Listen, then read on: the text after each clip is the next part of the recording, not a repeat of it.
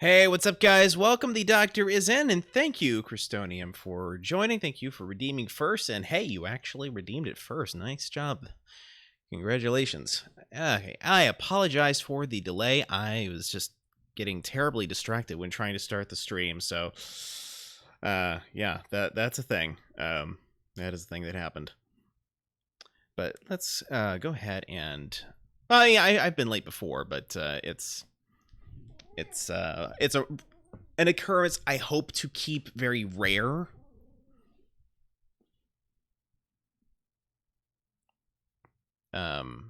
Right. Okay. I kind of forgot what I was doing here. There we go.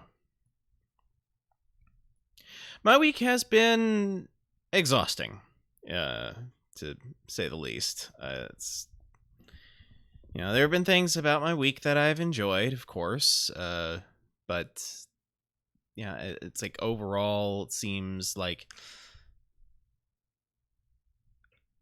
there's just been, I don't know, something in the air that has made life more stressful than usual with the way people are behaving towards each other. And Rocky 2095, thank you for joining. How are you? I am doing well.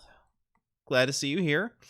And yes, I do get a 3-day weekend, so that is exciting. Actually getting, this is like the third 3-day weekend in the span of like a little over a month. That is unusual. And thank you for lurking, Mickey. Appreciate you being here as well. All right, so let us go get into this here. So last week, we got the revelation that Rosa has apparently not only met Beatrice, but she killed her? I don't know. Let's find out.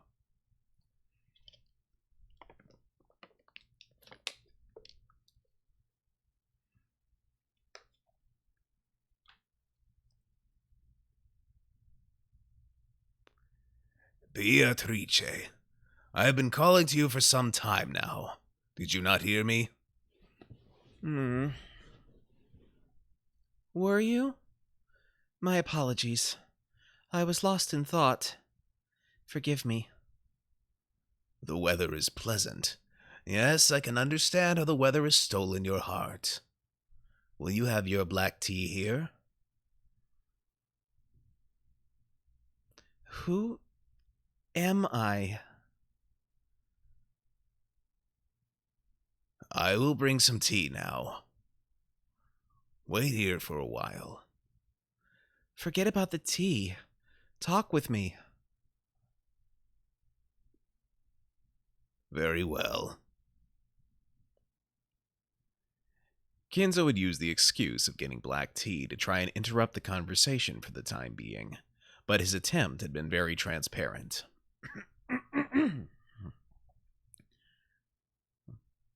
I sat in a garden chair and beckoned Kinzo to do the same. Kinzo sat down heavily, exaggerating his age. For a while we sat and appreciated the silence. Who am I? Until today, no one has answered this question. For some reason, everyone averts their gaze and evades me. Well, it is kind of an odd question, but I have known you for a long time. I think of you as my best friend, even as a father. That is why I want so much for you to tell me. You should know who I am. Why are you worried about something like that? You are Beatrice, the master of this mansion. Is that not so? What more could you want to know? I do not know. What's this? Don't you even understand what it is you want to know? How mysterious. In one's youth, there are times one wants to play in the maze of thought that has no exit. Perhaps that's what your worries are. Kinzo laughed as though it was a trivial matter. However, I couldn't help but feel that this behavior was another attempt to force me to stop any further questioning.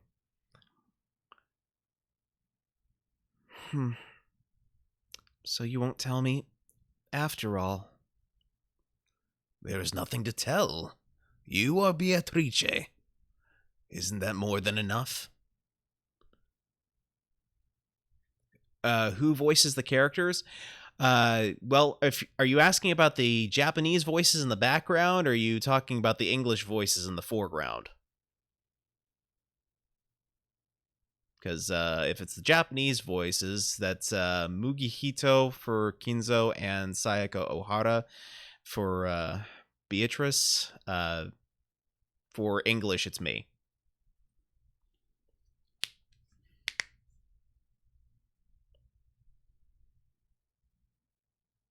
No, that's not it. What I wish to know is not my name. It is who I am. Who am I? What am I? How long have I been here, and how long will I have to continue my days here? I really should bring some black tea. Don't you think it a waste of all this fine weather?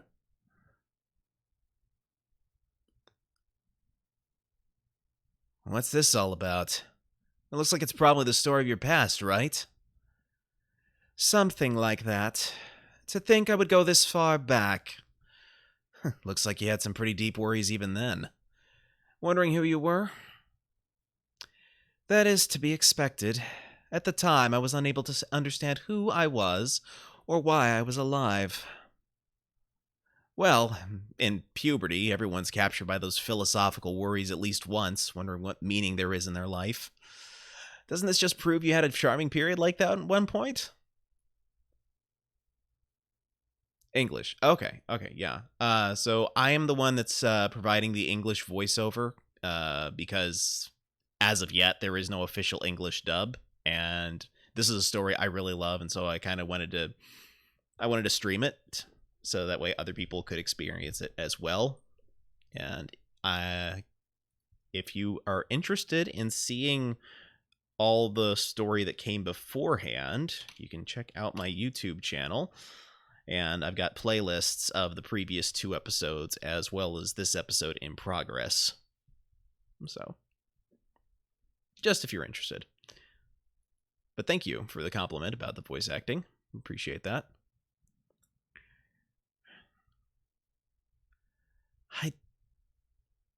I'd been in that mansion since the time of my birth, and I lived only inside the mansion. Of course, I went out into the garden, but the area around the mansion was surrounded by a very tall fence. I was unable to leave through it, and I was told severely that I mustn't leave. I could walk freely throughout the mansion and the garden, but outside of that, not once was my desire to take just one step outside of my own accord granted. What do you mean by that? Are you trying to say that as far back as you can remember, you were always a bird in a cage? That's what I thought at the time. After all, as soon as I became aware I was living like that, I didn't even think to question. As soon as I became self-aware I was living like that, I didn't even think to question it. Who in the world are you? That's it. That is what I also hope to know. I'm sure you'll say something like, I wasn't a human, I was a witch, right? No, that's not true. That isn't true yet. Or should I say, that was once the case. I was constructed by Kinzo, a human built by a human. No, perhaps I should call it a cage made of flesh. What the hell? This is getting weird. You probably won't believe it anyway. But listen first. I was a mighty witch who had lived for 1,000 years, but at one point I was summoned by Kinzo, and by that hidden art I was bound as his prisoner for eternity. Never heard that before. From what we hear in the Ushiromiya family, you were summoned by grandfather, made something like a devil's contract with him, and gave him the gold. Indeed. That is correct. Then I was supposed to vanish until the contract was complete. But, well, popular women have it rough. By some turn of events, Kinzo fell in love with me. Grandfather's nearsightedness must have gotten pretty bad. With astigmatism, too. To fall in love with you, of all things. Well, to me, there could be nothing more bothersome. However, the power of humans is a frightening thing. He displayed that fearsome power and rooted me to this place. He said I wouldn't be freed until I nodded my head in agreement. Such an overbearing man. Isn't that awesome? Everyone knew Grandfather was obsessed with the occult, but who would have guessed he had the power to root down the great witch Beatrice? Ridiculous. Who believes such a weird story? As I thought, you don't believe. All I believe is the fact that you've lived in this hidden mansion in the middle of the forest. You are the 19th person of Rokenjima, right?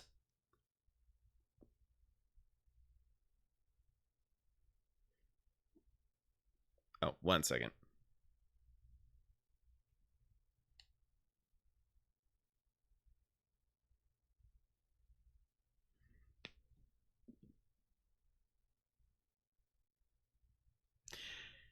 Indeed, just as you imagine, this is deep within the forest of Rokenjima, a hidden mansion not to be found from the outside world.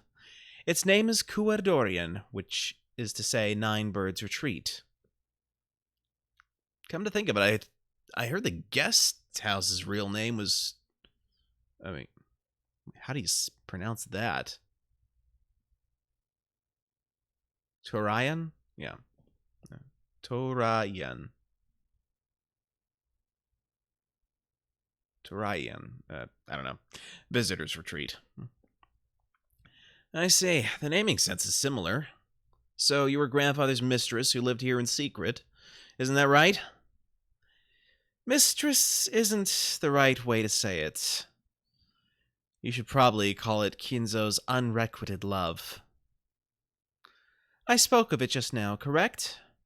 He fell in love with me of his own accord. He then courted me, but I rejected him. Then I was shut up in this hidden mansion. No, that's not quite right. It would be more correct to say that I was shut up in this body. I've got no idea what you said at the end there. You'll just make fun of it and refuse to listen, right? After all, you say you don't believe in witches or magic. If you have no ears to hear what I tell you, saying it would be the pinnacle of foolishness. Yes, Battler, if you have ears to hear, let yourself hear.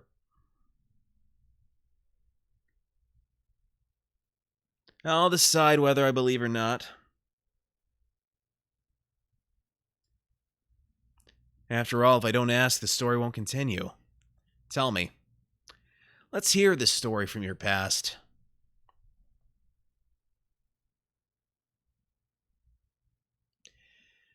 Very well.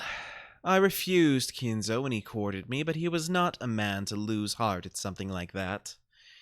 He wanted to make me nod my head in agreement no matter what.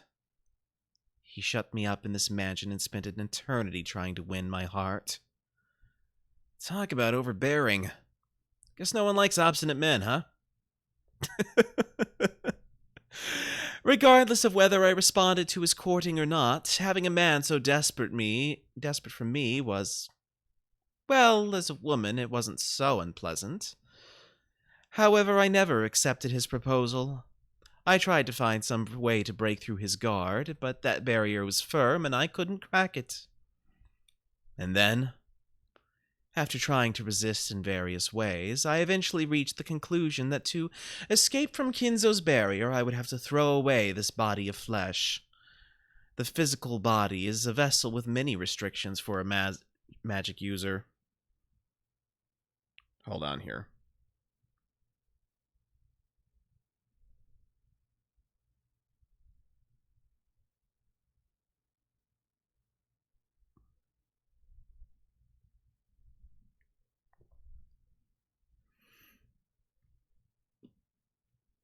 Throw away your body of flesh? What does that mean? Something like an out-of-body experience? Well, if you want to think of it that way. However, I am no spirit. Even though I am a witch, in the beginning I was born with a human's body of flesh. So for me, throwing away that physical body, while it didn't mean the same thing as death, it did require a similar level of resolve. So in other words, you decided that you couldn't be released except by suicide, is that it? It wasn't suicide. It was nothing more than throwing away my body of flesh. Of course, becoming nothing more than soul is a precarious situation.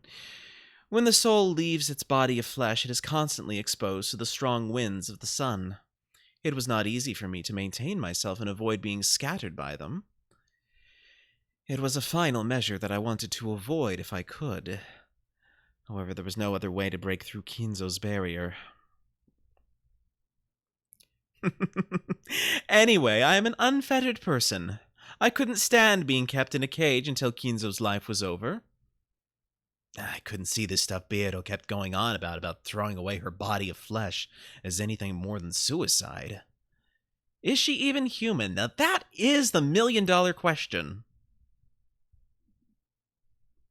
That is the million-dollar question. Is Beatrice a witch or a human being? Or somehow both? Or neither? All you must do is watch and use your reasoning. If she is not telling the truth, what is she trying to convey with her words? If she is telling the truth, how can you believe her?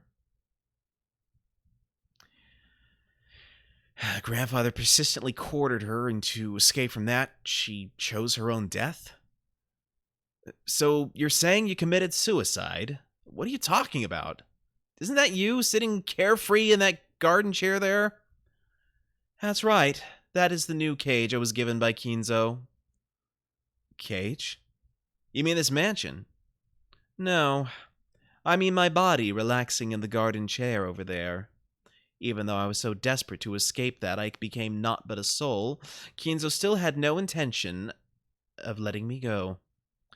Oh, he was a fearsome person. Normally, when the object of one's unrequited love shows that she is willing to die, it should be enough to bring that person to their senses, even if their love has lasted 100 years. Perhaps that's why even he managed to become a sorcerer of sorts. Don't try to confuse me with that incomprehensible witch girl talk. What exactly are you trying to say? That Kinzo didn't let me escape even after I became a soul. Human emotions are terrifying. Creepy.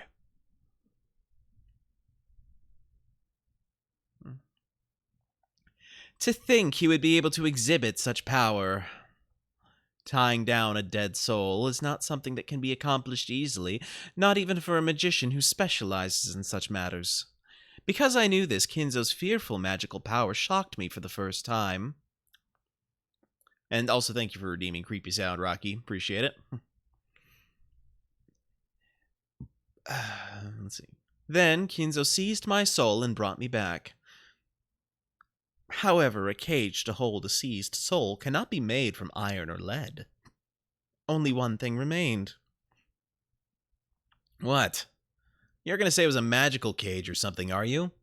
Wrong. It's that body of flesh over there, just like yours or mine. Only a cage made of flesh and blood can tie a soul down to this world. Kinzo shut my soul up in a cage of flesh built to be exactly like me. So to sum it up, it's like this. Grandfather obstinately courted you, you started to hate it, and you committed suicide, but you weren't clever enough to finish the job. Damn, you really took a roundabout way to say something like that. No, that's wrong. My soul was shut up in the seed of a homunculus, and I was born out of a test tube. Huh? But that's crazy! That isn't even possible, right? Kinzo accomplished even the miracle of creating life, and simply to shut my soul up in that cage. That he would show such magical power simply because of his own love. A thoroughly terrifying person. It's already gotten pretty ridiculous. Say whatever you want. I won't believe anything. Just do what you like. What's with this unpleasant attitude? In the beginning, I showed a little interest, thinking that there might be some huge hint hidden here. But the more I ask, the weirder this story starts to get. I get the feeling that even though this is supposed to be a game about denying witches, I'm suddenly being forced just to swallow the story about witches. Sorry, but I don't feel like listening to this anymore. Just keep rambling on to yourself as much as you want. I'll be over here picking at my earwax or something.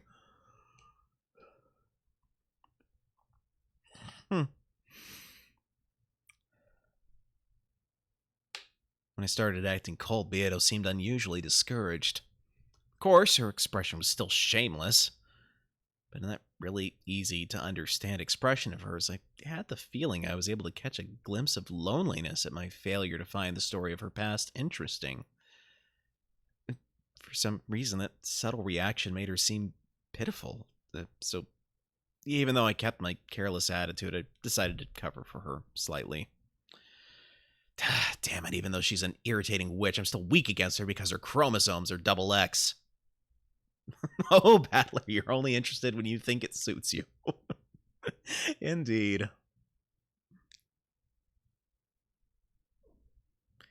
Well, I've got absolutely no desire to believe you, but yeah, keep going.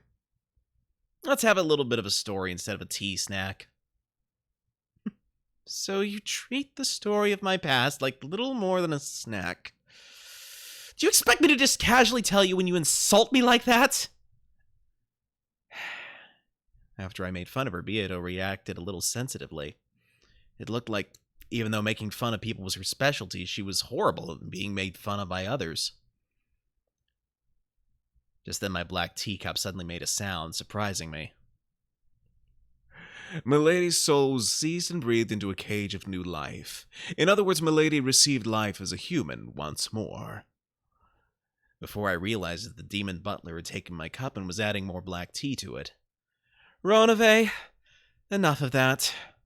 This person just said it was too ridiculous to be worth listening to. Well, he's too ridiculous to be worth talking to.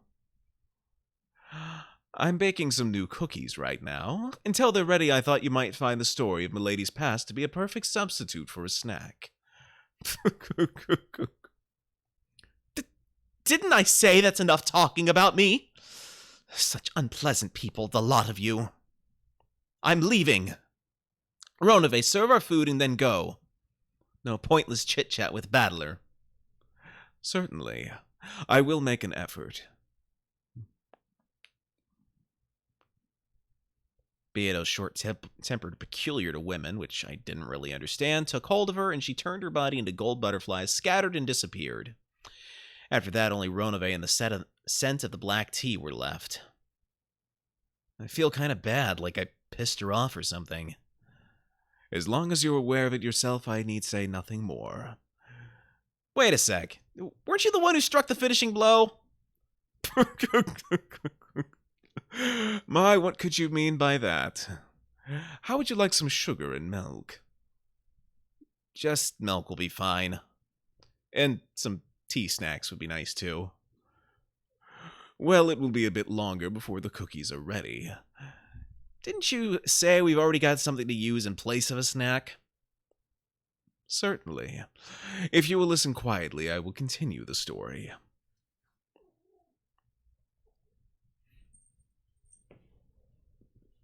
She said something about a homunculus. I knew a bit about that. It's that thing, right? The manufactured human created with alchemy or something? The science of understanding, deconstructing, and reconstructing matter. However, it is not an all-powerful art. It is impossible to create something out of nothing. If one wishes to obtain something, something of equal value must be given. This is the law of equivalent exchange. It is the basis for all alchemy. In accordance with this law, there is a taboo among alchemists. Human transmutation is strictly forbidden. For what can equal the value of a human soul? You think Ronave's trying to poison him? Maybe.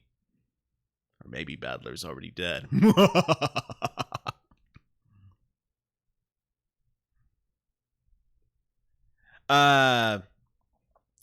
My FMA fan is showing. My voice for Ronove, it was not intended to be like Sebastian from Black Butler at all. Although it's kind of ironic because the Japanese voice for Battler is the voice of Sebastian for the Japanese version of Black Butler. But no, I was actually trying to go with a more British sounding.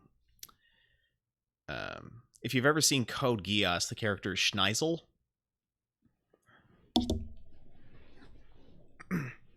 So kind of like deeper British Troy Baker kind of thing. At least that's the inspiration for it. Yes. Milady's soul was shut up in a homunculus, and she was revived into this world, receiving life again as a baby. However, because she was a baby, any professions of love on Kinzo's part would have been quite useless. You aren't saying that grandfather shut that baby up in this hidden mansion until it grew to reach the same age she'd been? Correct. That is what I'm saying. However, while her soul was the same, a human spirit is strongly influenced by its container. Milady lost all her memories of the past and grew up as a very normal human girl. And you're saying that's the Beato sitting in the garden chair? Yes, that is correct. It grew to be completely identical. However, it did not possess her power as a witch. Milady was completely human. Beato, who was sitting in the garden chair looking up the sky, voiced that same question again. She asked who she was. The meaning of those words was finally starting to click. She couldn't understand why she was living here, all locked up. Grandfather seized Beatrice's soul, shut it up in a body of flesh, and then shut that up in a hidden mansion. However, since she'd lived here since the time of her birth, she couldn't even understand who she was, or why she lived shut up in there. Wait. Who would take such a stupid story seriously? Why don't I change my interpretation? In other words, couldn't it be something like this? Grandfather met Beatrice. He then fell in love with her and courted her, but she didn't accept him. Then he flew into a rage and shut her up inside this hidden mansion. Beatrice tried to escape, but no matter what she did, she couldn't succeed, so she finally chose her own death. And then... No... maybe there was a girl who looked just like Beatrice. No, a baby. Grandfather raised this child with care, but maybe he didn't view this child as his daughter. The soul was once again shut up in a cage of flesh. Those words probably meant that he didn't view this kid as her child, but as her reincarnation. Maybe that's what it meant. If you interpret it that way, even a story this weird might make a little sense. No. This might be some bullshit Beato cooked up to confuse me. As if I could accept any of this.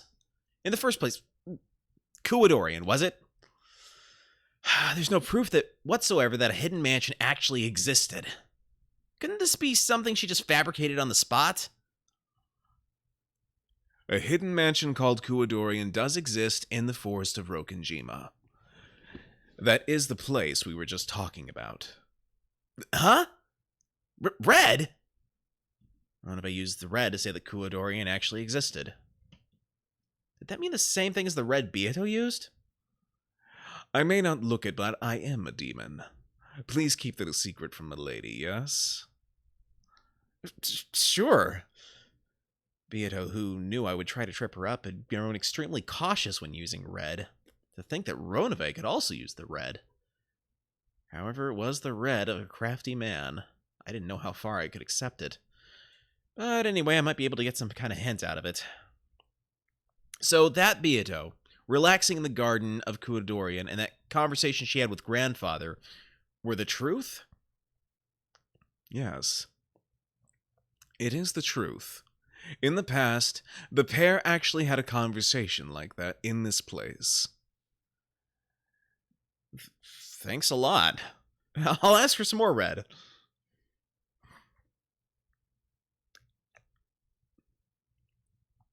You said she was born from a homunculus, but does that kind of unscientific magical thing actually exist?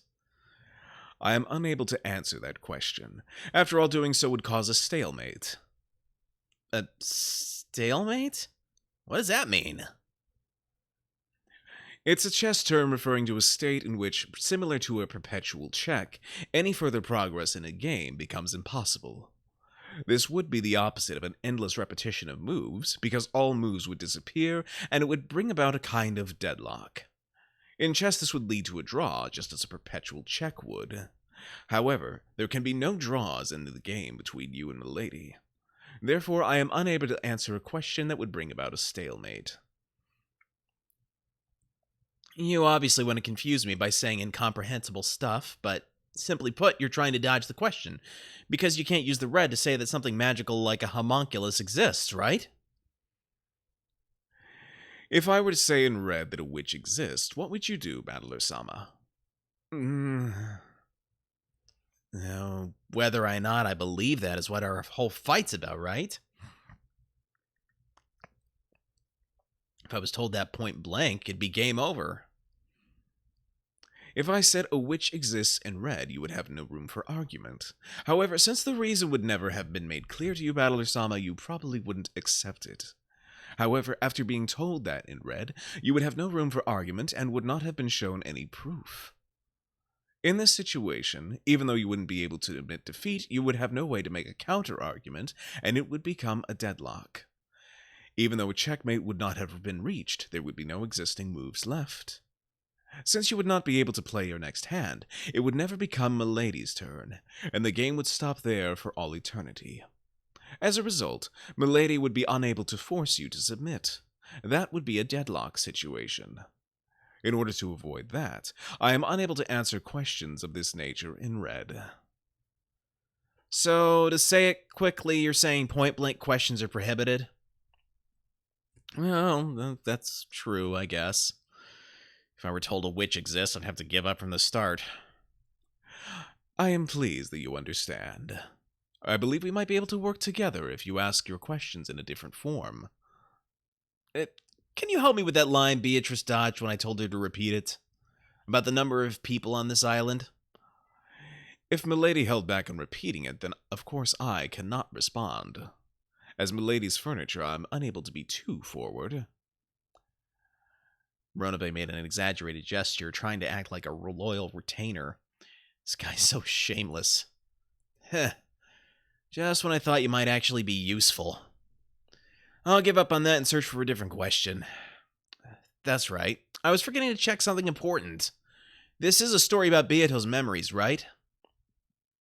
When did it happen? It couldn't be happening right now, right? Correct. This is the world of 1967. The world of 19 years previous.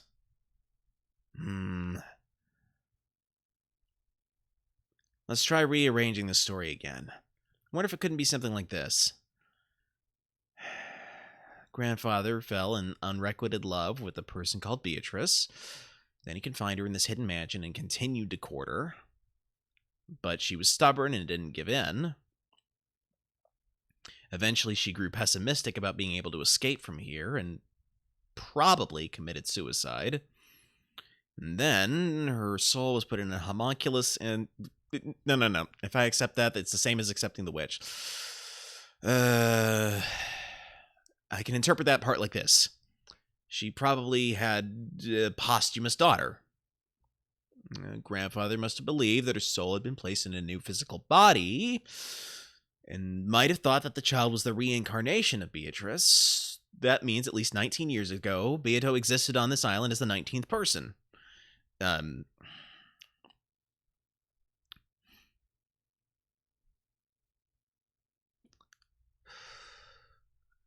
I'm starting to get confused. Either way, we can't do more than speculate. The only thing we can say for sure in red is that in 1967, in a hidden mansion on Rokanjima, Beatrice existed as a human. That's all. That is correct. In 1967, in a hidden mansion on Rokanjima, Beatrice-sama existed as a human. Oh, thank you. That really helps. Congratulations. With this, you have made clear the existence of the piece known as the 19th person. A 19th human for you to blame, just as you longed for. A sacrificial sheep, upon which you can shift the blame of any crime. How amusing that it happens to be Milady. Ronabe laughed indiscreetly. Somehow I didn't like how he put that, so I didn't feel like laughing along with him. That's right. There's that thing Aunt Rosa said. Beatrice is dead? I killed her? What did that mean? As for that, it may be faster to see the actual circumstances rather than listen to me tell you. Let us advance the clock a little more. Ronove pulled a stylish pocket watch from his pocket and touched the watch stem. As soon as he did, I saw gold butterflies gather behind his back and take the form of a person.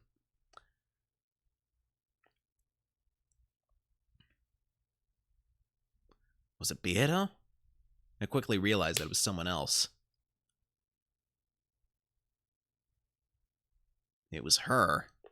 That oldest sister of the Seven Stakes who loved tormenting me more than her 3 meals a day.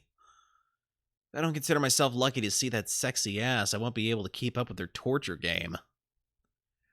Ronove-sama, so you're still here. This is an urgent call from Beatrice-sama. My. What kind of urgent business could it be? It seems my chat with Battler-sama has run a tad long. Well then, Battler-sama, if you'll excuse me. Please continue to enjoy your game with Milady. Yeah. I'll enjoy it as best I can.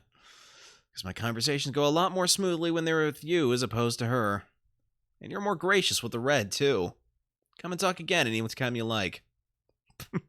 Battler-sama, despite how I look, I am Milady's furniture. I could do nothing that Milady does not desire. What I said in red was something that normally should have come from Milady's mouth. I did nothing more than announce the red truth in Milady's place as she sulked. So she really was sulking then.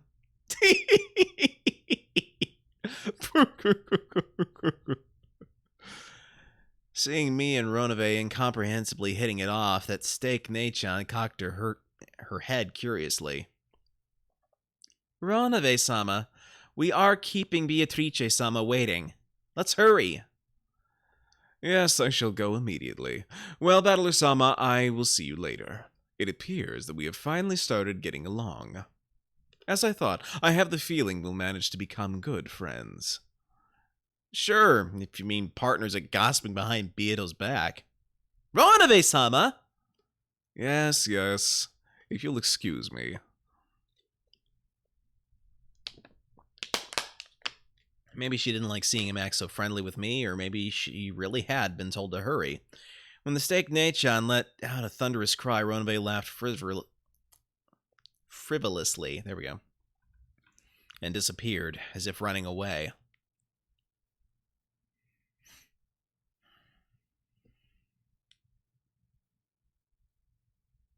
Okay, one moment here.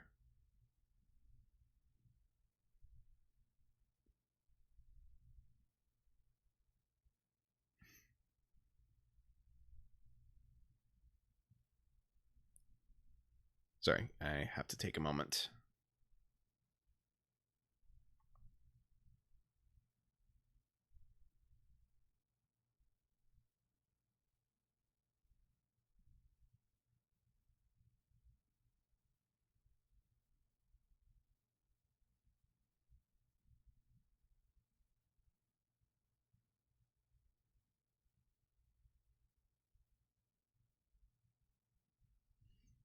Okay. Sorry about that. Why am I, the oldest sister of the 7 Stakes of Purgatory, being summoned for menial tasks like this? Even though Beato-sama could have told one of the younger sisters who looked like they'd got nothing better to do. Sheesh. Why so grumpy, Nechan? If you're hungry, eat a cookie or something. Why don't I give you the last one?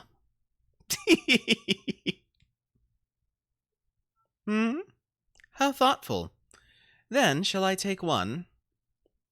I casually pushed his snack plate with the last remaining cookie over to her. Thank you.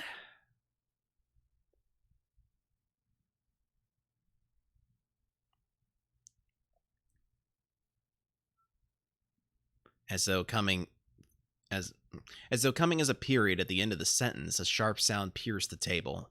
The nails on 3 of her fingers extended, grew sharp, and pierced the space between my fingers on the hand that was pushing the plate, missing them by a hair's breadth. It had happened in an instant, so for a while I didn't even realize that her fingernails had grown. Ugh. The tips of those sharp nails were like blades with a red manicure. The spaces between the bases of my fingers hurt sharply. Those razor-like blades had been plunged into the table a hair's breadth away from the back of my hand and my fingers. Because of those 3 blades, I was unable to let my careless right hand tremble, and by now all I could do was let a bead of cold sweat drip down. Oh, hey, John, isn't it about time you cut your nails? It's Lucifer. That is my glorious name. What other voice acting do I do? I have done streams of Phoenix Wright, Ace Attorney. I've also done some streams of, let's see, I've done Mega Man X1 through 4, and I've done part of Mega Man X5. But, no, I've not actually done anything professionally, if that's what you're asking.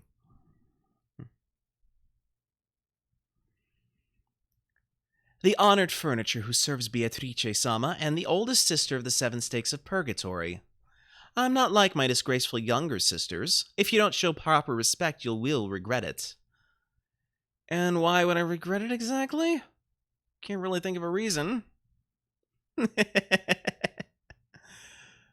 Stupid kid, do you really want to play with me that much? Was it that unforgettable? I'll thrust my stake deep, deep into you and let you enjoy being gouged to the fullest, okay? Damn it. Someday I'll have you down on the floor and say the same thing. Oh, really? Wow, I can't wait.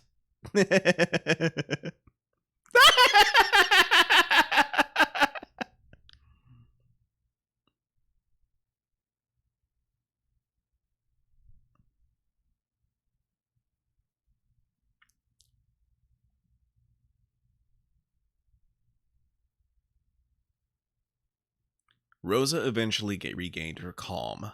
The man wanted to hurry her into talking faster, but Kyrie intervened. If something like that really had happened, then it would have been a terrible experience that Rosa wouldn't want to remember. After taking several deep breaths with her hand over her chest, it seemed that she had more or less resolved herself to talk.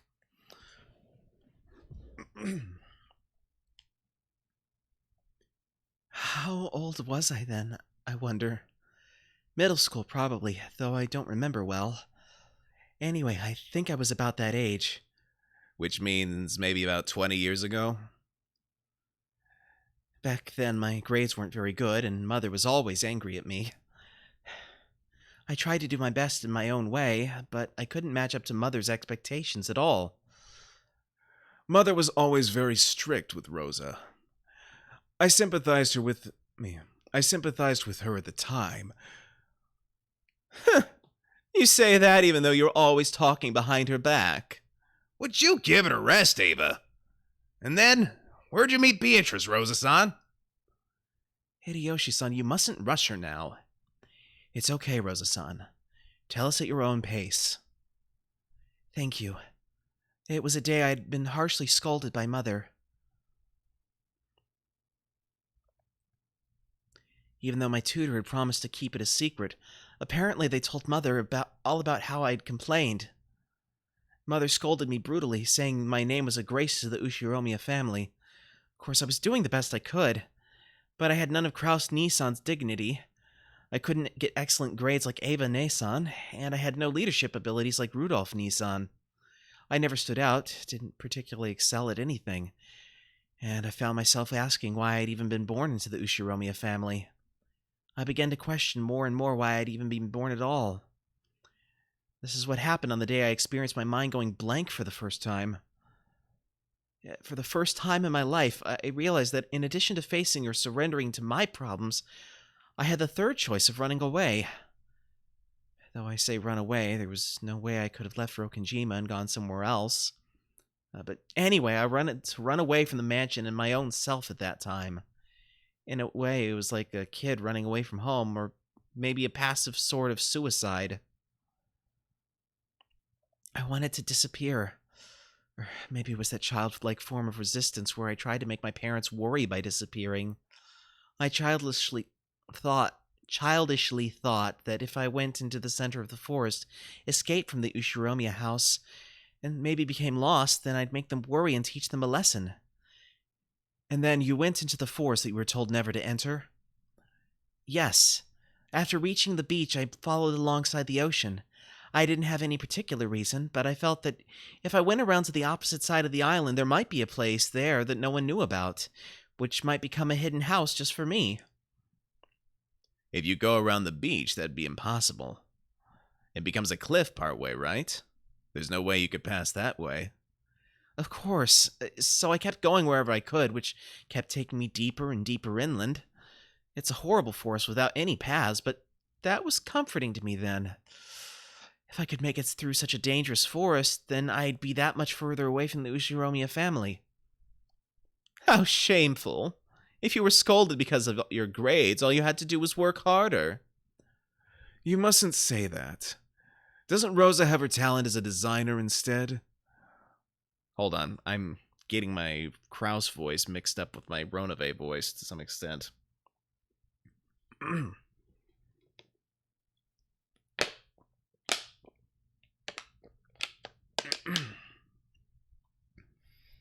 Have to work harder at differentiating the two.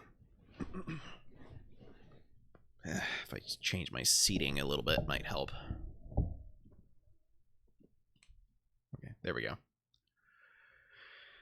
Literally speaking, he was covering for Rosa, but everyone knew that Rosa's company hadn't been profitable.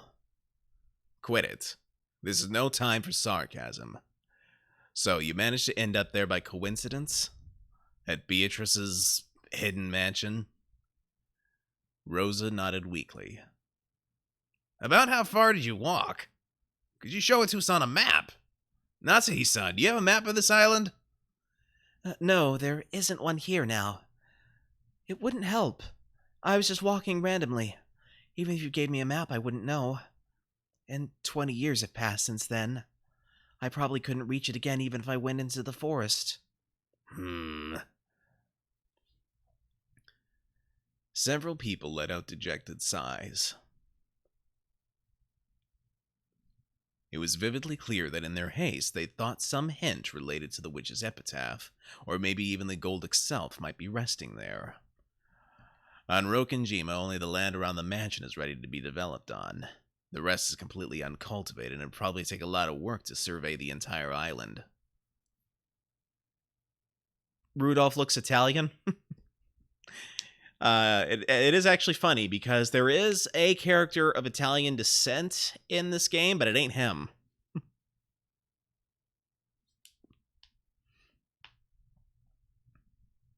Who it is spoilers, but...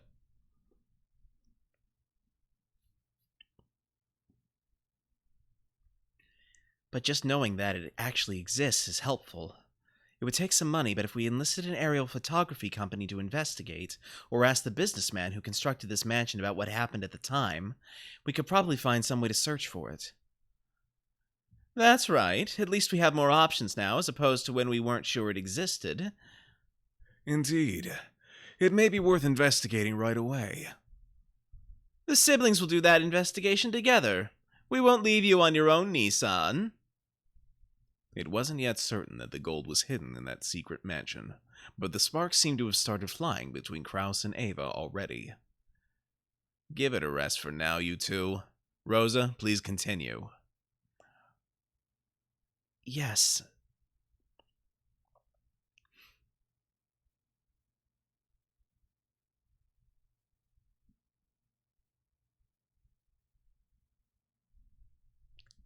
Blindly, randomly, I kept running on and on.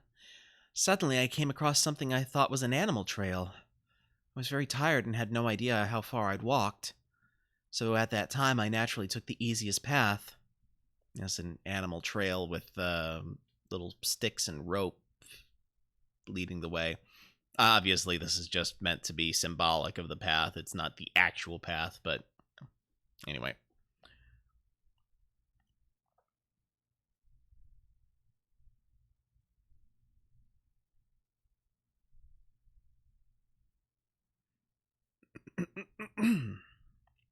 As I did, suddenly right before my eyes, a very, very tall fence appeared.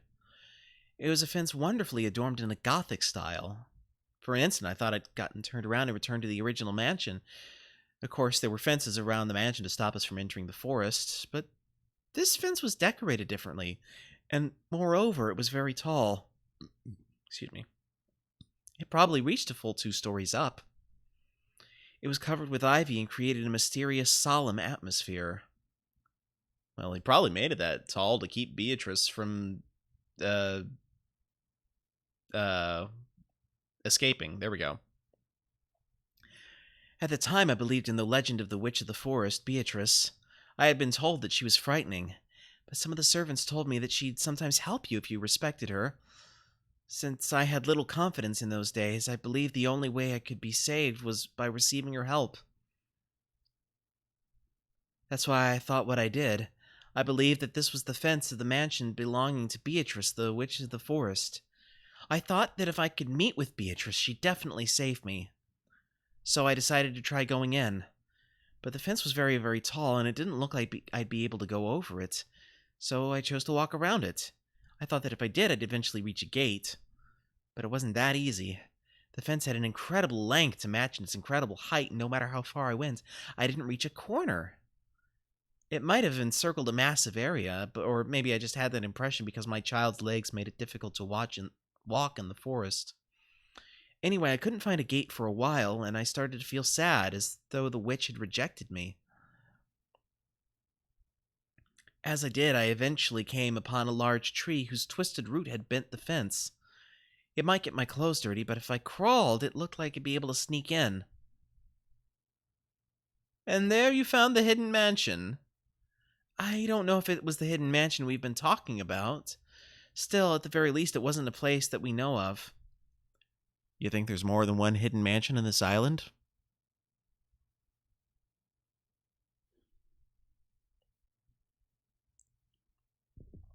It wasn't as though I came out into a garden as soon as I passed the fence. I had to continue through a lot more uncultivated forest after that.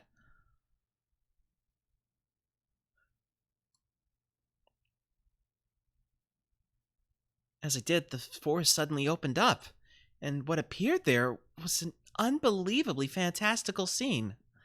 To think that on Rokanjima, where I thought only we lived, there could be such a wonderful mansion hidden away. A beautiful flower garden spanned the front of the mansion. It was a flower garden of a completely different design from the rose garden we know so well, and it was very lovely. Of course, the mansion was also wonderful. It was a couple sizes smaller than ours, but it was still elegant and adorable at the same time. Then I saw her figure. I saw her sitting in a garden chair, positioned to give a view of the flower garden, wearing an elegant dress. It was that black dress embroidered in gold that we would later know from that portrait. I hadn't seen an elegant dress like that except in fairy tales and on the stage of musicals. For a person to be wearing it as her normal clothes, that in itself seemed quite fantastical. That mysterious scene was enough to make me lose my sense of reality. If someone had told me then that it was a dream, I might have nodded obediently and waited to wake up in my bed. I'd forgotten to hide myself in my shock, so she eventually spotted me. At first, her expression was quite listless, but when she noticed me, her eyes opened very wide. It was only natural, considering that a guest she didn't know had suddenly appeared. I lowered my head automatically, planning to greet her and apologize for entering without permission.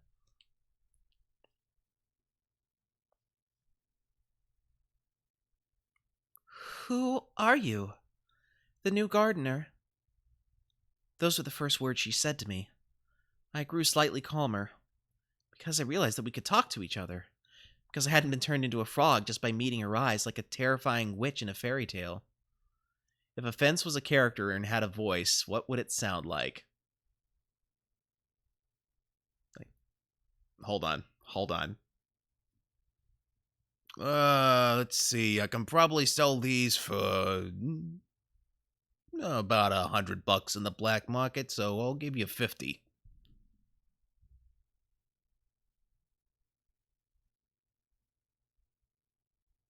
Oh, you meant the fence that keeps things caged in or out. Okay, yeah, that kind of fence. Never mind.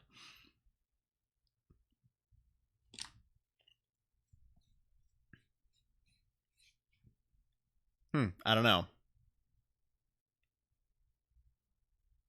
Well, whatever kind of voice it has, I'm sure it would be offensive.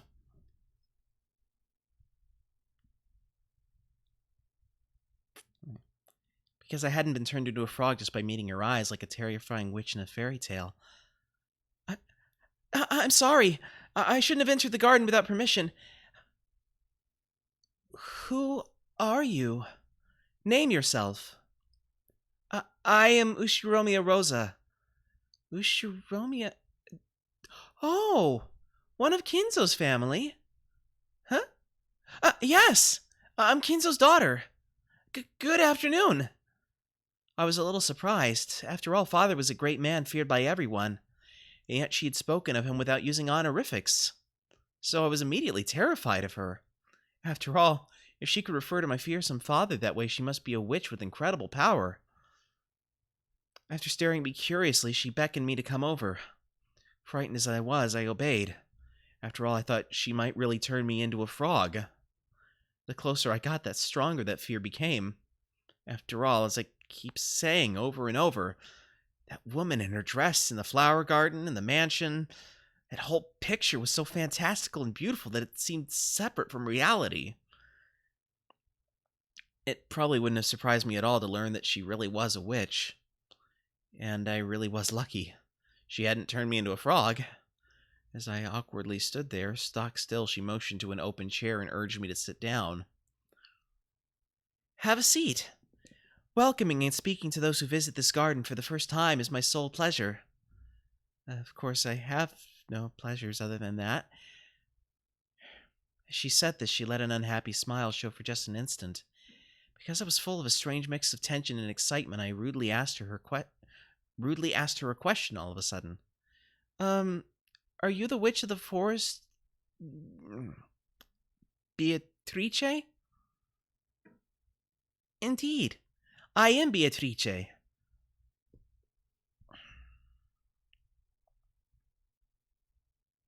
As I thought. Beatrice actually existed. Did she really look like the portrait? Yes, really just like the portrait. Thank you for the lurk, Rocky. Appreciate you being here. Enjoy your lurk.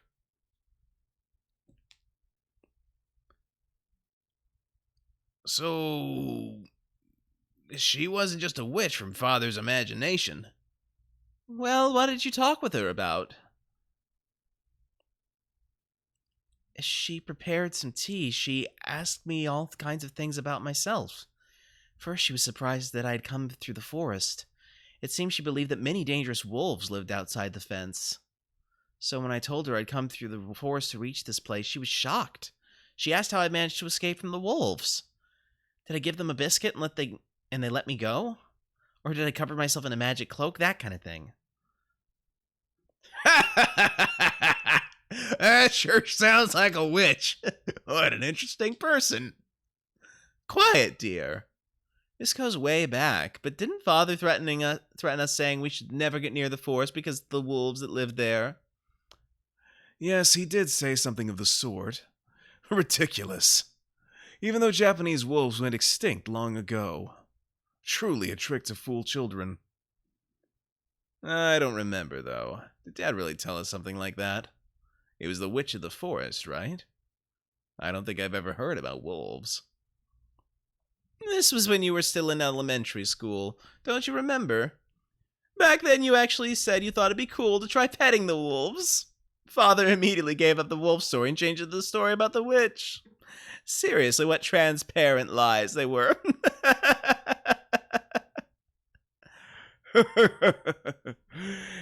At the time, the witch story had a much more immediate effect on you, Rudolph, than the wolves. I remember it well. Don't you remember those nights when you clung to my back? You see, so even Rudolph's sons used to be that cute. Shut up. I was just a kid. Well, at any rate, if Father's the one who shut Beatrice up in there, it makes sense that he'd use the same story about wolves. To him, I am laughing along with the original audio, so I honestly can't tell you which one is which.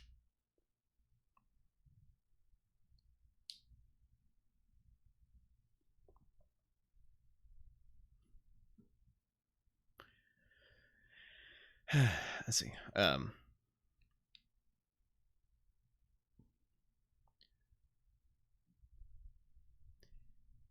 To him, the vast forest of Rokenjima was a wall that shouldn't be crossed, dividing his two incompatible worlds. The Ushiromiya family and his mistress's mansion. Considering the height of that fence, it does sound as though Father turned that whole area, garden and all, into a giant jail cell. Just like a border dividing his two separate worlds. Wolves aside, could there have been some breed of stray dogs there at the time? Perhaps the fence was there to protect against those. There aren't any wolves or stray dogs on Rokenjima. That fence was probably a border between us and Beatrice. But if she innocently believed that story about the wolves, that's pretty naive. That's nothing like what I'd expect a witch to do. You're right. I sensed that too. She was very pompous, just like my image of a witch, but she was somehow very childish.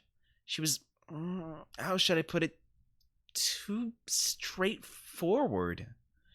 She gave me the impression that she didn't know anything about the world. It was as though she'd come from some fairy tale land. Yeah, good. Well, thank you. Appreciate it. She really was a strange person. What happened after that? Did you end up talking about Dad at all? Yes. Once every few days, usually on an arranged day, but sometimes suddenly, Father would casually appear and they'd drink together or else take a walk together or something. She said she just happened to be alone on the day that I visited. I see. An obvious mistress, you might say. My. I don't know how much younger she was, but good for Father. We can be sure that this was no indecent relationship. Idiot! There's no way a lover's meeting between a man and a woman wouldn't have some sensuality. What happened next? What did you talk about after that? I had already introduced myself, so I asked about her. When I did, the atmosphere quickly grew depressing. How should I put it? She seemed to grow listless and lonely. It was that same expression I saw on her face at the beginning. Well, she was his hidden mistress, after all. If she just walked around wherever she liked, Mom might have found her. I'll bet she was practically under house arrest. Even though she had beautiful clothes, a beautiful mansion, and a garden, she must have felt pretty cramped. I'll bet she had it rough. And then? She was definitely worried about something. I remember feeling really sad myself when I realized it wasn't something I could do anything about by talking to her. She seemed to forget I was even there. She gazed vaguely off into the distance and was silent for a long, long time. I thought I must have said something wrong. But it didn't seem to be the type of atmosphere where I could apologize, so I remained silent too for a long, long time until she remembered I was there. And then she muttered unexpectedly,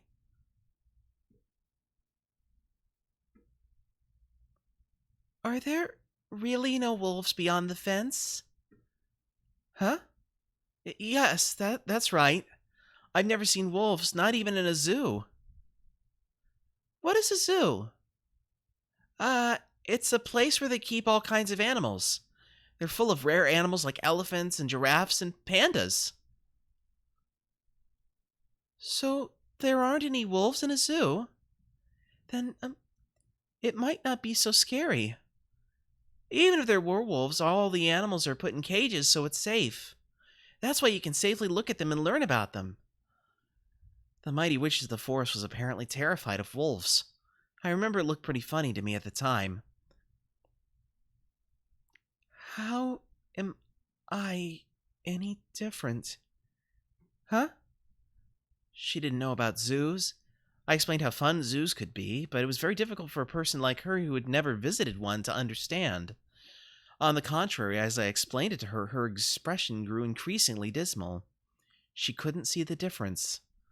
Apparently, even though she lived in an elegant mansion that was surrounded by a high fence and seemed to lack for nothing, she couldn't see how she was any different from animals shut up in cages.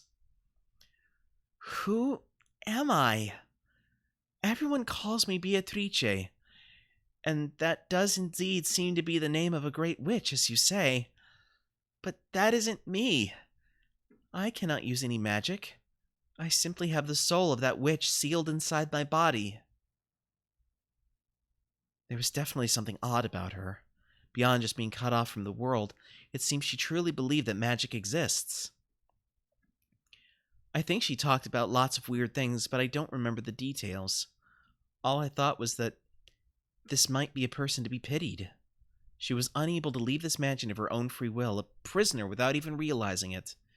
And she didn't know anything about the outside world, didn't even understand who she was. She probably vaguely realized that she was to be pitied, but since she didn't know anything, she seemed incapable of recognizing her own unhappiness.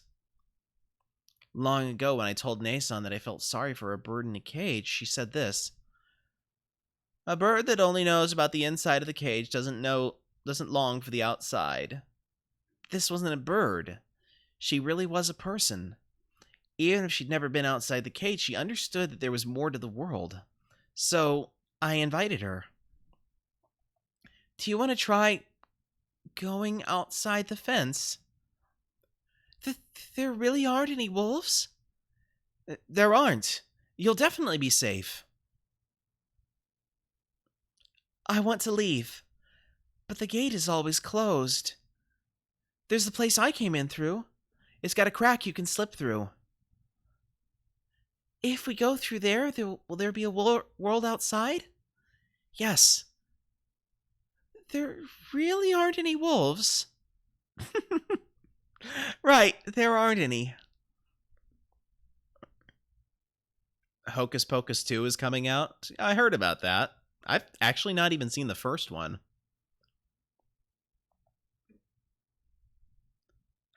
I'd only planned on inviting her to go on a short walk, but she kept looking over her shoulder at the mansion as though she was seriously worrying over the decision.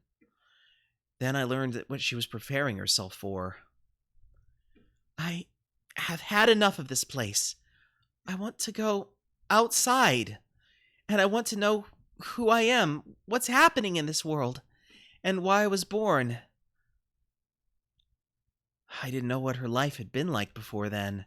It was probably something she couldn't express easily. If it was harsh, she just had to... Oh, excuse me. If it was harsh, she just had to say she wanted to escape. If it was sweet, she just had to say she'd stay. For example, maybe it was like how a hot fireplace on a winter's day makes the air get thicker and thicker, giving you a headache. Even though you know you shouldn't keep things the way they are, you still need the courage to open the window and be tormented by the cold wind. She was starting to realize that she couldn't stay there forever. She was starting to realize that she had to go outside someday. But since she didn't know about the outside world, she must have needed courage to take that unspeakable first step outside. And despite that, she had made her decision. She'd voiced her decision to go outside, a decision she was probably making for the first time in her life. I hesitated for a moment. Father had decided that she should live here. She was like Father's beloved bird in a cage. If I just let her escape, Father might scold me harshly. "I want to see." "See what?" "I want to see a zoo." "Ah." I was just a little surprised when she finally gave me a gentle smile. Could that have been a farsightedness brought about by her decision to venture out from her cage? It was a smile so gentle I couldn't imagine that it had come from that once dark face.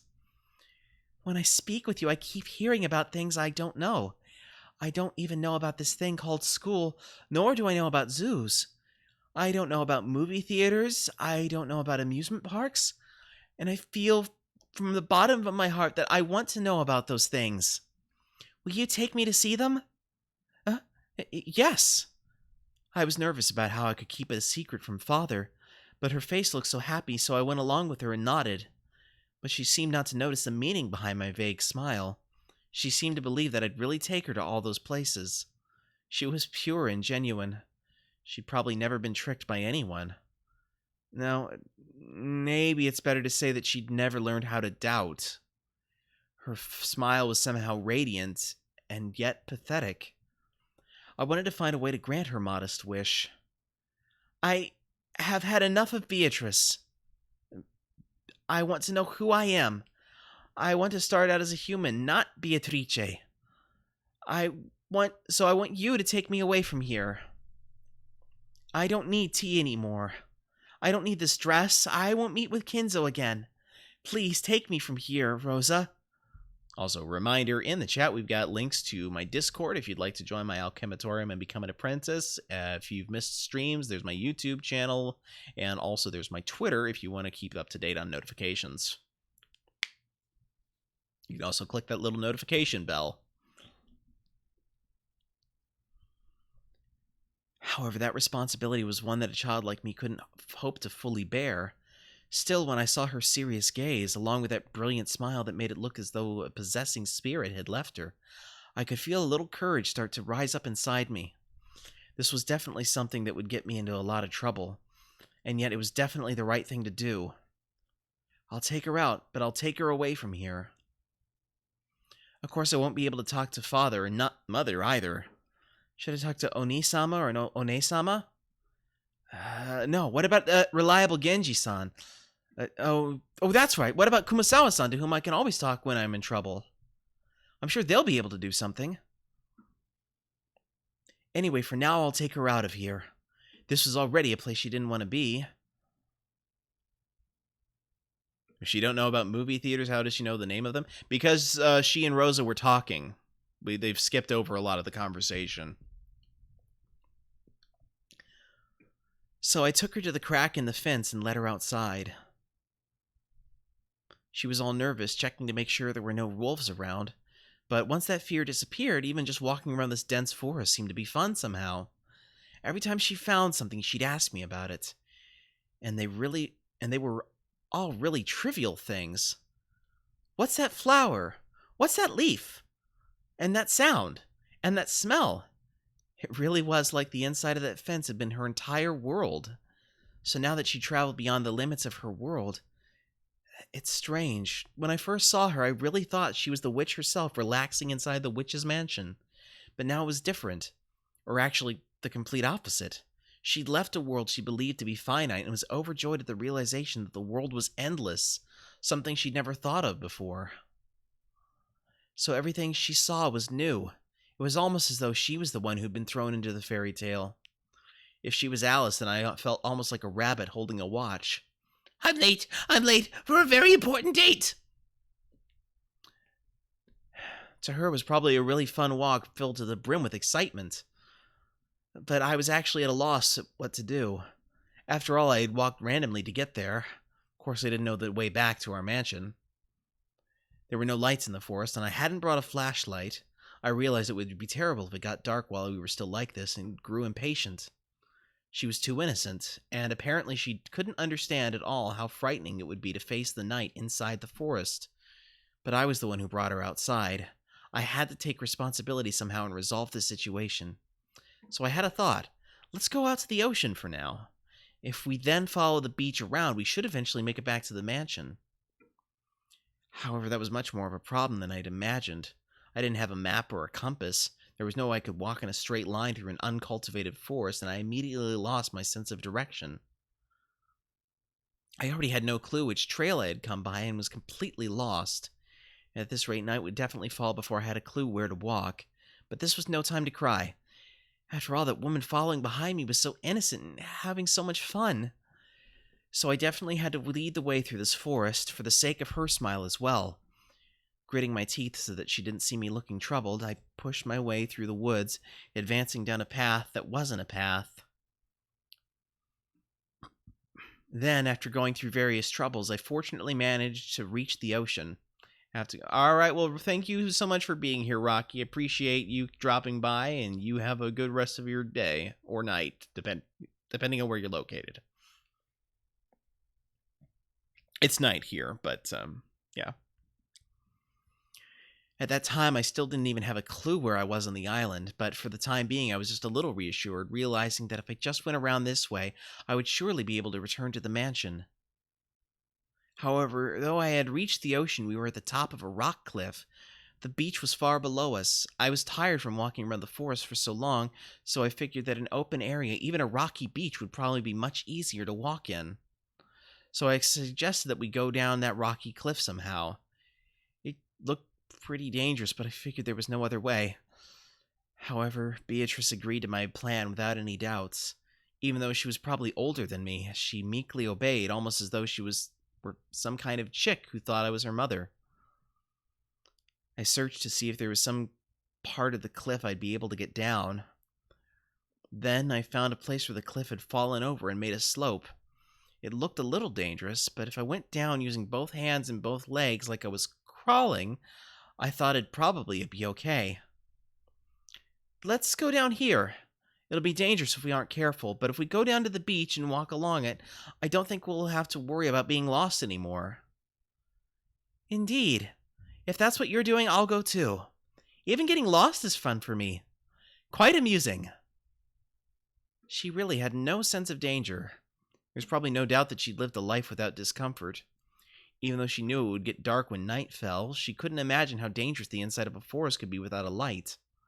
Furthermore, it seemed that she couldn't grasp at all how dangerous it might be if she fell from the cliff. I warned her repeatedly to be careful. I cautiously examined our potential route down. It seemed to be quite a long drop. I think it might have been about 10 meters down. If you looked at it from the bottom up, it probably would have looked shorter than the roof of the mansion, but looking at it from the top, it almost felt like staring down from the observation room on Tokyo Tower. But Beatrice still appeared to be completely without fear. It felt as though she'd never been taught that high places were dangerous. Never even been taught that high places were dangerous. No, maybe she believed that she was a witch, and that she could fly, so there wasn't any need to worry. Well, if she believed that, then, she ought to have tried flying out of the cage, but that's just logic speaking. Please be careful. We're pretty high up. Indeed. I shall be careful. It looks like we can get to the ocean if we go down. Hey, Donna! Glad to have you here. It's been a while. You are perfectly fine, and I'm doing well. How are you? Give me just a moment here.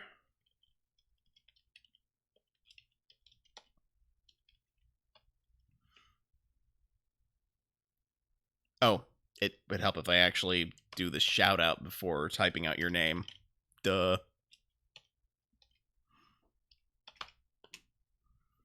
Guys, check out Donna's channel. She's been playing Uncharted 4, A Thief's End. Are you swapping back and forth between that and Horizon Forbidden West still, or are you finished with Horizon yet?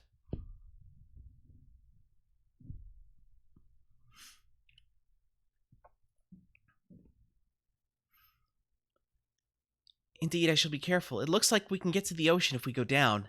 Is there an aquarium there? No, there aren't any aquariums on this island, but there should be lots of fish in the sea. I see. Still switching back and forth between the two. Got it. So there are fish. Are there, whales and dolphins and penguins like you talked about? No, you'd have to go to an aquarium for those, and you'd have to leave this island to find an aquarium. Is that so? Well, I'm looking forward to it. What kind of fish are whales? They're really big fish. Aren't they mammals? And they spit seawater into the air. Oh, and dolphins? They're really smart fish. And oh, weren't they also mammals? They're really smart and can be taught tricks and stuff. Ho! Then what about penguins? Weren't they birds? All of a sudden, you're picturing Spock going, "These are not the heck your whales."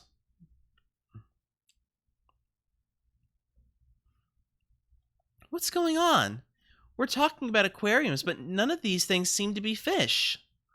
Well, there aren't just fish. It's full of all kinds of things that live in the ocean. Oh, I really am looking forward to that. Mm-hmm. She let out what might have been a funny, rushed, and short cry. No, it was probably a scream. It came right out of the blue. Her body separated from the cliff and silently fell, I immediately wanted to say something to her. I wanted to say, didn't I tell you to be more careful? It was a thought of the child. It was how a child immediately gets mad when something bad happens, trying to find an excuse to show it wasn't their fault. Of course, I said it out loud. Are you okay? Didn't I warn you over and over?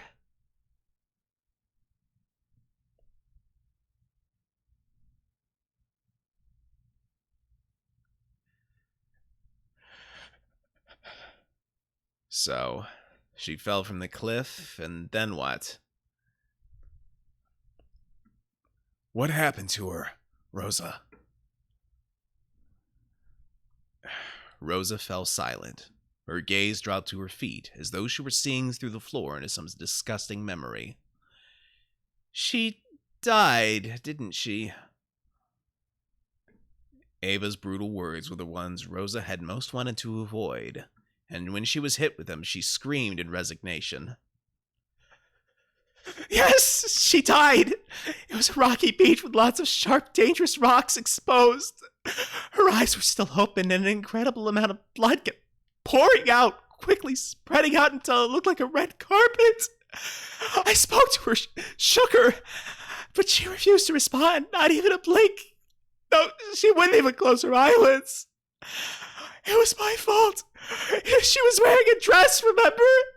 Even though I knew her outfit was difficult to move and I said we should go down the cliff. She was incredibly innocent, so she obeyed what I said without any doubts. How long do you plan on remaining dead? Open your eyes already. Darn you, turning into a lump of meat all by yourself while I'm gone. I was just flirting with your ass Nachon, friends. More importantly, what's the heck's going on here? Well, as you can see, I missed my footing, fell down, and died. What the hell? Even though you showed up as the 19th person, you were already dead? Don't mess with me, that's impossible! Aunt Rosa was a kid and she panicked. And it's not like a doctor was there. She probably just mistakenly thought you were dead and you were probably alive and pretending to be dead or something. Isn't that right? Yeah, it can't be true. She's got to be alive. Otherwise, how could she be here?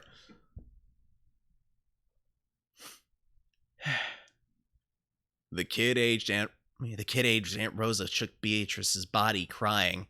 I stared into that face too, but her eyes were still open. It really was a corpse.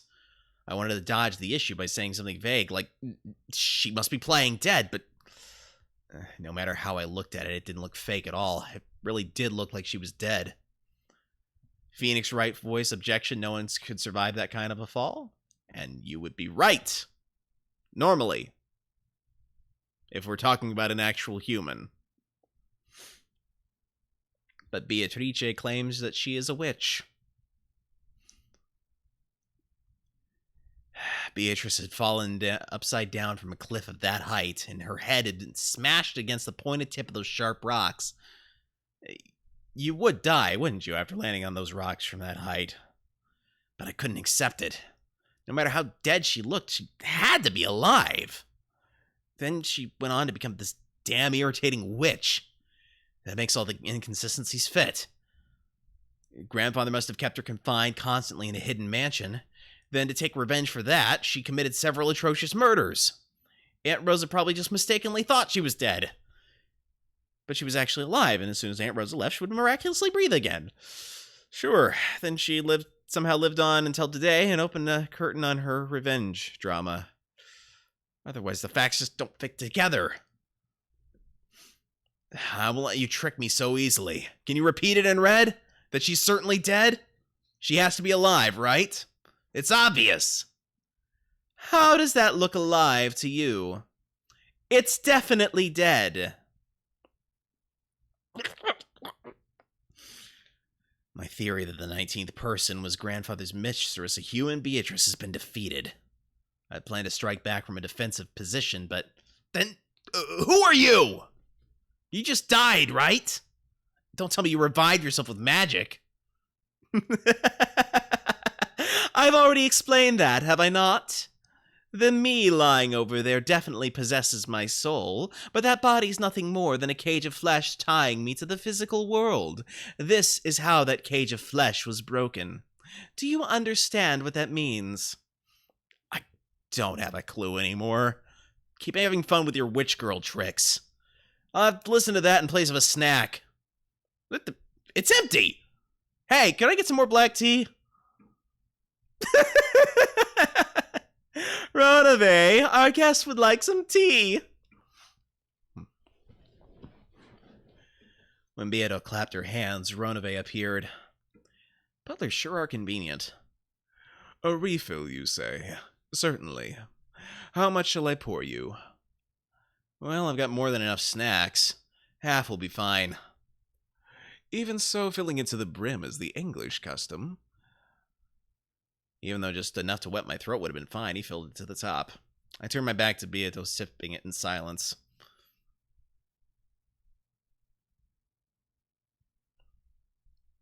Hey, open your eyes! Beatrice! Rosa shook me. No, shook the corpse that had once been me. Don't drink it, they'll poison it so you don't blab their secrets. Possibly. Of course, she can endlessly revive him. She wants him to accept that she is, in fact, a witch. So, she's not letting him die until... Well, to paraphrase Bane, once you fully accept that I am a witch, then you have my permission to die.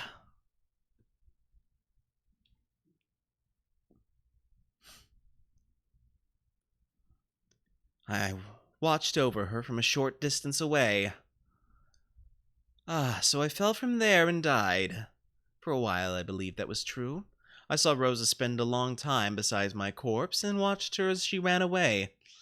Eventually I realized that it was a different individual from that corpse. That makes sense. Quite the evil plot she must have. It's more complicated than that, but it is a very interesting plot, to say the least.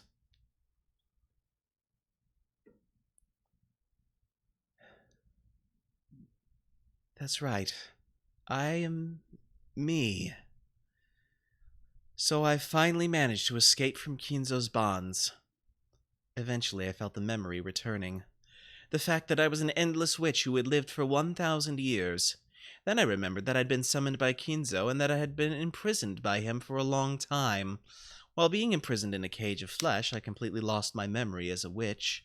However, thanks to Rosa, if you could say that, thanks to my accidental death, I'd now finally regained myself. Rosa, you probably regret bringing about my death, but I should be thanking you. I couldn't see Rosa anymore. Did she go to call a doctor, or was she so terrified that she ran away? It no longer matters. That soulless shell no longer has any value. And yet, I'm so frail now. Even this glorious midday sun is agony to me.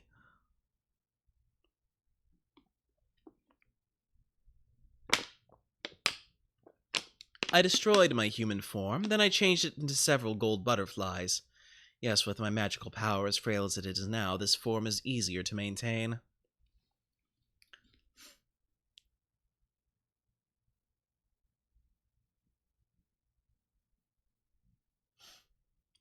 To escape even a little from the light of the sun, I rode the wind and gently flew up the side of the cliff. It will probably be a bit cooler in the forest. Anyway, I'll take some time to recuperate and regain my former power, as I ponder how to make Kinzo pay up all he owes me. Dancing alone through the air, I looked down at the shore one more time.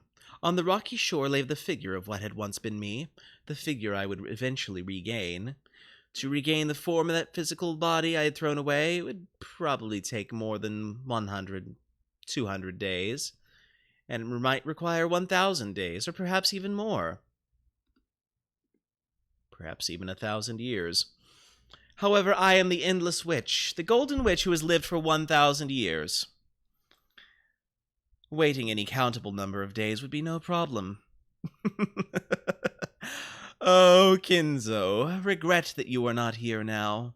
No longer will you be able to capture me.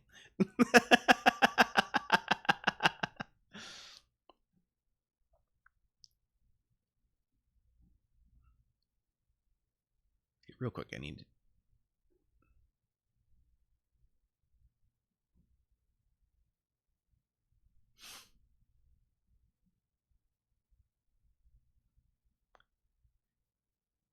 Okay, need to check on something here. Oh, we're still on chapter 5. Okay, wow.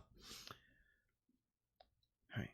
And then you changed into gold butterflies, hid in the forest, and waited for your magical power to be restored. Is that what you're saying? That is correct. I take this form to sneer at you, but most of the time it is easier to magically keep... Hold on. I am misreading this terribly. Let me try this again. That is correct. I take this form to sneer at you, but most of the time it is easier magically for me to keep my form as gold butterflies. Hey, feel free to take a load off and stick to whatever is easiest. Wouldn't mind not having to hear your irritating laugh. When I turned into butterflies and slipped into the forest, it was already no longer possible for Kinzo to find me. However, Kinzo was not dismayed. Still, he was not immediately able to prepare a way to catch me. So he first moved to prevent me from leaving this island, and to keep me from regaining my power. My, at any rate, Kinzo's spitefulness was unimaginable. It was pretty tough to be loved by someone like that. You found a way to keep you from leaving after you turned into butterflies? What, he put a bug net around the entire forest? Indeed, a magical one. Didn't you know? On the sea in front of the harbor is a reef upon which sits a small shrine of Eastern magic. Ah, that. It was gone by this year, though. It was a small shrine built long ago by a Shugenja, right? From the very beginning, Rokenjima has been an island enveloped by a distortion. It attracts things of magical power and other related creatures. Milady herself is one of them. How about some more tea? Please. They brought harm to humans and probably left several eerie legends in their wake. That small shrine was built in ancient times by an Eastern magician who heard of them. A long time passed, and that power was lost. By repairing it, Kinzo restored this island's barrier, and once again bound me to the island. Can Eastern magic work on a Western witch like you? Normally, the affinity would be poor.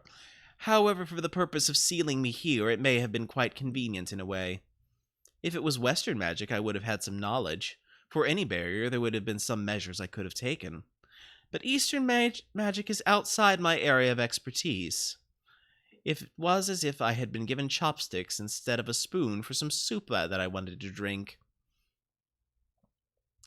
In a space dominated by Eastern magic, Western magic loses much of its power. Even if she were given 1,000 days to regain her strength, she would have to wait many, many more. So you're saying it took you 20 years to regain your power, and now you're revived, as we all can see.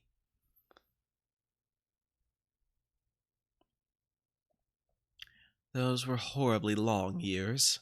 I spent many days in the form of gold butterflies, found Kinzo's mansion, and watched over him every day.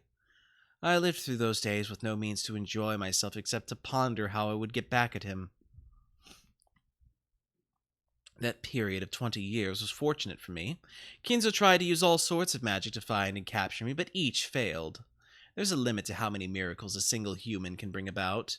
Even simply holding me captive for that long had been a miracle far above his place. It would be unthinkable for me to be captured like that multiple times. Grandfather said something in the previous game. It was something like, magic lies in a miracle of probability. Indeed. As Kinzo was searching for a hidden art to capture me again, he stumbled upon that. Then he finally worked out the ceremony involving the offering of 13 people as sacrifices to revive me again. 13 people as sacrifices.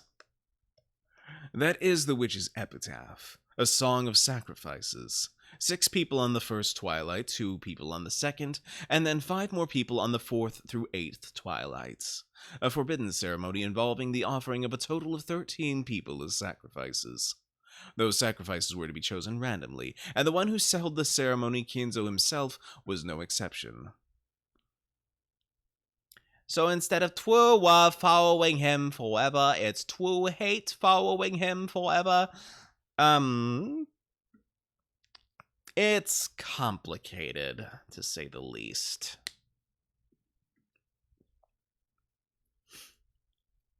Dumbass. Are you saying that all the gruesome murders on this island were a weird ceremony? I had a vague idea that this might be the case, but I couldn't just hear that it was true from a witch and a demon and say, oh, really? And accept it. There are 18 people on Rokenjima. 13 are offered as sacrifices, 5 are left alive. Then I revive. In other words, the odds that Kinzo will be able to meet me again are probably around 1 in 3. He bet his own life on those odds, wishing for a reunion with me for the last bit of his remaining life. You're saying that he gathered her family for the sake of that joke of a ceremony? Don't fuck with me! Don't say stuff like that, damn it! It was all set out in our contract from the beginning. When Kinzo's life ended, all the gold I lent him and all the assets he created would be given to me. Yes, Kinzo did stab me in the back quite brutally, but looking back now was a rare and precious time during my 1,000 years of life. After all, boredom is my natural enemy. To Kinzo, who offered me a chance to run away from that for several decades, yes, you could say I owe him for that. I decided to go along with Kinzo's game. So to start, Kinzo returns the Ushiromiya family head's ring to me. It was my goal that revived the family, after all. Then 13 people are chosen at random to be sacrifices. While that happens, you all run about, showing me all kinds of human interactions as you try to oppose me, and entertaining me greatly. Yes, I truly have taken a liking to this game of Kinzo's.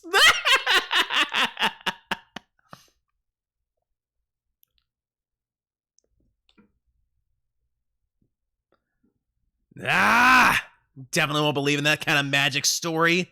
And who are you? You fell off a cliff and died, damn it! Your soul slipped out, became butterflies, and went to the forest? That's all a load of bullshit. Yeah, but you're here. Who are you? Aren't you the 19th person? That is true, I am the 19th person. But it's useless, right? It's all useless.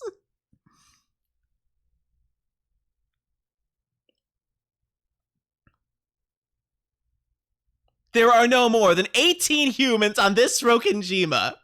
What did you say? So you're saying that the X in the 18 plus X doesn't exist? Are you saying I basically took the X? It doesn't exist?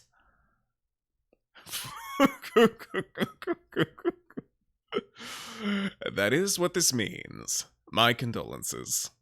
Still, you do move fast, milady, and I thought you'd let him flounder about before spinning everything around at the end. Well then, Battler-sama, would some more tea be agreeable? I don't need it, damn it! I don't believe it. The Cobra can't be one of the 18. What are you and why are you here? If the 19th person doesn't exist, then are you saying you're one of the 18 in disguise? Perhaps you are castling. Though reluctantly you are doubting one of the 18 people is your last way out. However, it will be difficult for me from here on out. If you choose to stop caring about propriety, you could prepare a culprit freely amid 18 people, making you reach checkmate by evading those 18 pieces. Will be truly difficult. As if I do that. I won't suspect any of the 18. I don't want to suspect people. Have I really been cornered here again? Damn it, damn it, damn it! It looks like we're finally approaching the end in the 3rd round of this game of ours. You've nowhere to run anymore, right? You don't want to suspect any of those beloved people in the 18, do you? Were you trying to hide that from me? Then why do you refuse me? They say you should play the opening like a book, the middle game like a magician, and the end game like a machine. I'll quarter you from here on. Slowly, carefully, surely. Or, on the other hand, would it be better if I pressed you all at once, which might suit your style more? Yes, that should fit you well. Let's do that. I'm now fully aware of the sorts of attacks you're weakest against.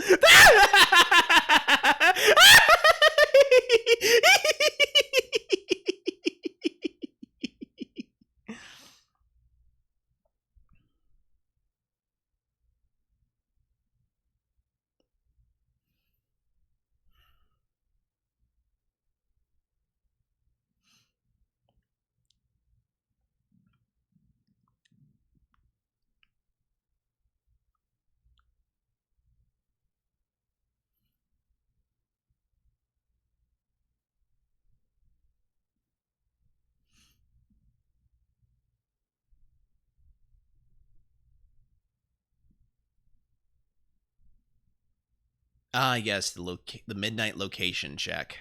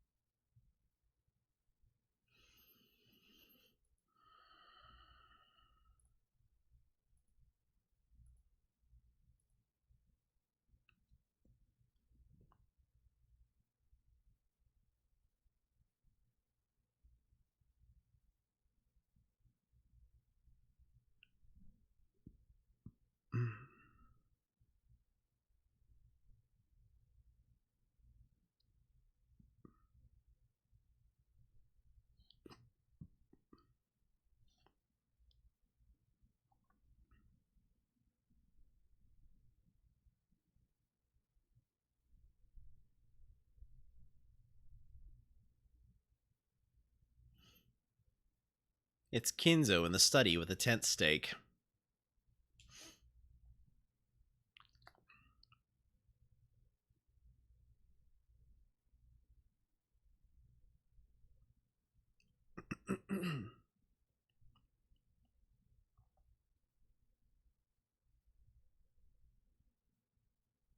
Is it possible that one of the beings he thought was one of the 18 really isn't one of the 18, therefore making the evil one of the 18? Just spitballing theories.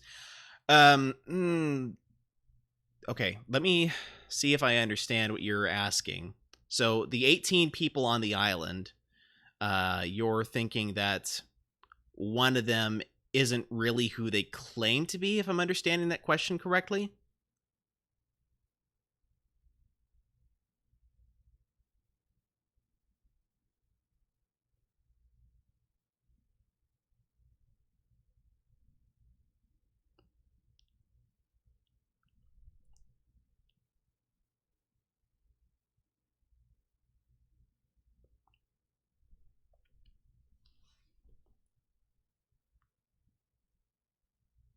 Okay, I'm going to real quick save this. Yeah, that's exactly it. Just spitballing based on the little bit I've seen. That is a very interesting theory.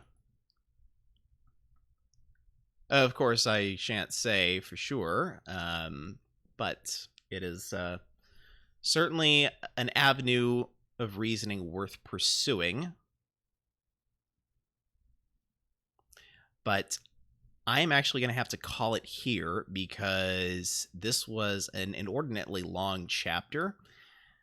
Normally, I'm used to being able to do like 2 chapters per stream, but this one's lasted for like an hour and 50 minutes already. So it's about the same length of time as I usually stream, but it's just only 1 chapter for some reason. Anyway,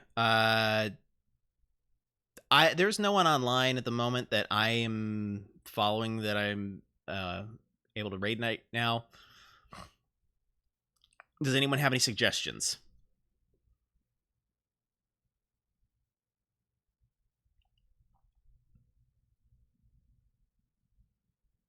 Give it a few seconds here. I know that there's like a bit of a lag.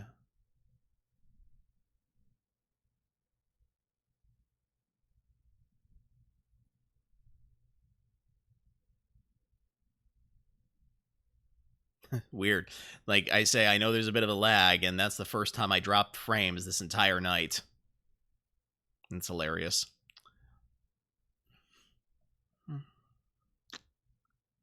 All right. Okay, since I'm not seeing any suggestions in the chat, I'm just going to go ahead and end the stream here. So I will see you guys on Sunday. Sunday, I'll be getting back into Horizon Forbidden West. And then I'll be back with more of this the following Wednesday.